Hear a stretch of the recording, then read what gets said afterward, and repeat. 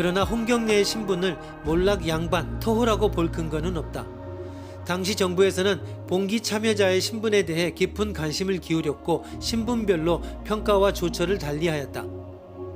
홍경래 난에 대해서는 엄청난 분량의 자료가 남아있고 홍경래와 그의 친척들에 대한 기록도 많다. 하지만 그 기록들에서 확인되는 것은 양반이나 토호로서의 성격이라기보다는 홍경래 일족과 다른 평민들 간의 공통점들이다. 평안도 사정에 밝은 문일평이 일찍이 민중혁명의 성구 홍경래에서는 그를 평민으로 보았는데 근거가 밝혀져 있지 않아 아쉽기는 하지만 그것이 사실에 들어맞는 것이라 생각한다.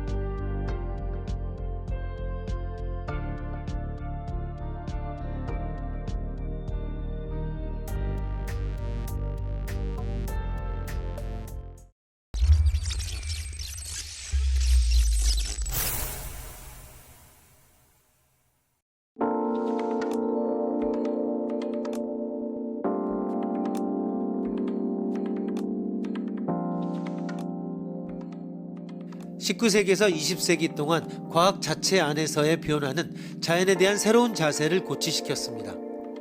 현대 과학은 인간 중심이 아닙니다. 인간성은 현대 삶과 진보적인 역사에 있어 자연의 일부입니다.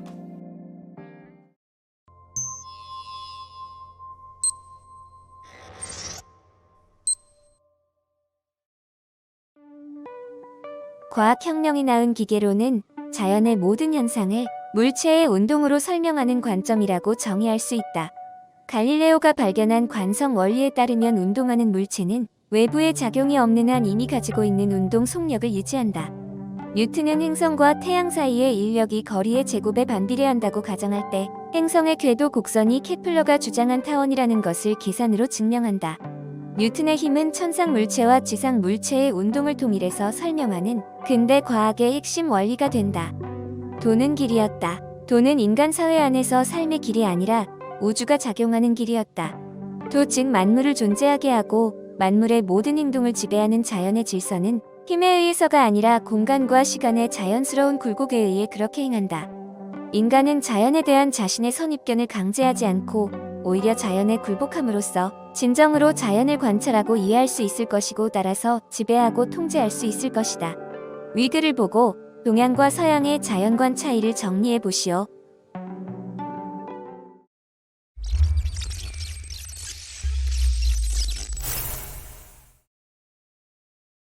과학은 우리의 눈에 보이는 모든 것, 한마디로 세계의 운동 방식이 어떻게 이루어지는지를 연구하는 학문입니다.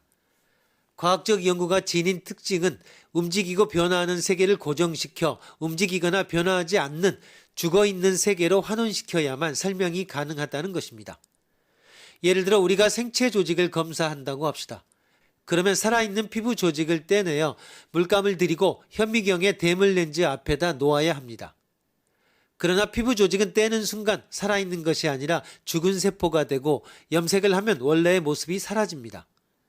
이렇듯 서양 과학의 작업은 관찰하기 위해 더 이상 숨 쉴 수 없는 유리병 안에 관찰 대상을 가두어 버린 꼴입니다. 이를 과학에서는 고립화 작업, 이상화 작업이라고 말합니다. 그러나 자연 자체는 실상 어떠한가? 항상 변화하고 항상 움직이고 있지 않은가? 이와 같은 자연을 고립화시키는 것이 가능한가? 결국 자연을 추상적 대상으로 환원시키게 되면 있는 그대로의 자연을 제대로 알 수 없게 됩니다. 서양 과학은 이렇게 이상화 고립화시킬 수 없는 자연 현상들을 우연 또는 무질서라고 지칭하며 과학의 탐구 대상에서 제외시켰습니다. 예를 들어 물리학에서 말하는 노이즈 개념이 바로 그것입니다. 노이즈는 실험 관찰 결과를 방해하거나 정확한 실험치를 저해하는 소음의 요소로만 여겨졌습니다. 그러나 그 노이즈는 귀찮은 존재가 되고 노이즈를 발생시키는 물리적 조건들을 인식할 수 없기 때문에 무시해버리는 것입니다. 만약 노이즈를 무시하지 않고 노이즈의 이유를 알고자 했다면 과학의 발전은 아마도 매우 더디게 되었을 것이 분명합니다. 이렇게 자연의 노이즈를 무시하면서 근대인들은 과학혁명을 완성시켰습니다.